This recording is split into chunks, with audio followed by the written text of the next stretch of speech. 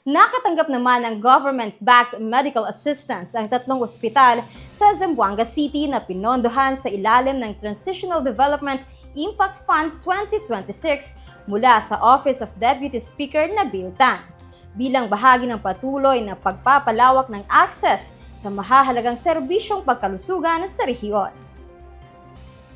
Pinangunahan ng Office of Deputy Speaker Nabil Tan, katuwang ang Ministry of Health, ang ceremonial turnover para sa Zamboanga City Medical Center, Ciudad Medical Zamboanga at Zamboanga Peninsula Medical Center. Ang naturang ayuda ay pinondohan sa ilalim ng TDIF 2026 Litan na naglalayong mapalakas ang kapasidad ng mga ospital habang tinitiyak ang tuloy-tuloy na suporta para sa mga pasyenteng nangangailangan ng tulong medikal,